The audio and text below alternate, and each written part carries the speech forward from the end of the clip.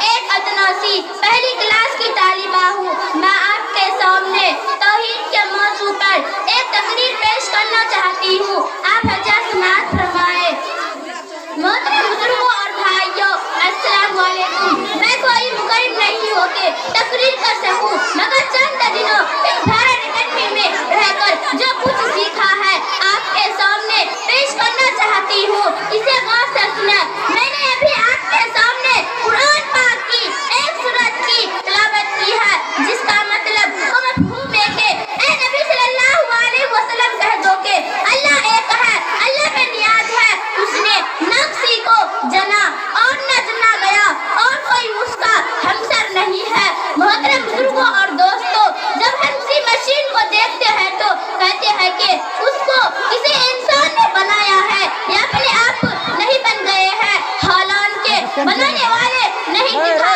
اسی طرح یہ چاند، یہ سورج، یہ ندیاں، یہ پہاڑ، یہ آسمان کو بھی کسی نے بنایا ہے، حالانکہ بنانے والا ہم کو دکھائی نہیں دے رہا ہے. اسی بنانے والے کا نام اللہ ہے. کسی اسکول میں دو پرنسپل ہو تو اسکول کا نظام نہیں چل سکتا. پہلا کچھ حکم دے گا تو دوسرا اس کے خلاف کچھ اور حکم دے گا.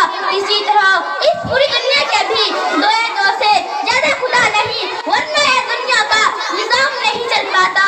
چاند نظام نہیں چل پاتا. زمین، سورج، چاند، آسمان سب اپنے اپنے کاموں کو پابندی سے کر رہے ہیں، جس سے پتہ چل رہے ہیں کہ ان سب کا مالک ایک ہی ہے اور وہ اللہ رب العزت ہے. اس لیے ہم مسلمان صرف اللہ کو مانتے ہیں اور ہم کلمہ لا الہ الا اللہ محمد رسول اللہ پر ایمان رکھتے ہیں کہ اللہ کے سوا کوئی معبود نہیں، اور حضرت محمد صلی اللہ علیہ وسلم اللہ کے رسول ہے، یعنی نفع نقصان پہنچانے والی اور قوموں کو بنانے اور بگاڑنے والی ذات صرف اللہ کی ہے. کسی بھی انسان یا دوسروں کا اس میں کوئی دخل نہیں ہے. دیکھنے میں تو ایسا لگ رہا ہے کہ دنیا کے لوگ نفع اور نقصان پہنچا رہے ہیں. دولت سے نفع ہو رہا ہے، غریبی سے نقصان ہو رہا ہے، لیکن حقیقت میں ایسا نہیں، بلکہ سب نفع اور نقصان کا ماں کو بننا بگاڑنا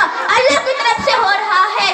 ایک چوٹی نے کاغذ پر قلم چلتے ہوئے دیکھا تو کہا کہ قلم لکھ رہا ہے، جبکہ لکھنے کا کام آدمی کر رہا تھا. چوٹی کو آدمی نظر نہیں آیا.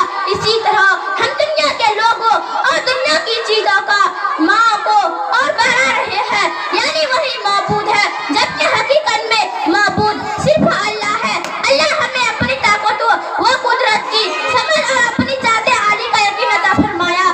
آمین. السلام علیکم ورحمۃ اللہ وبرکاتہ.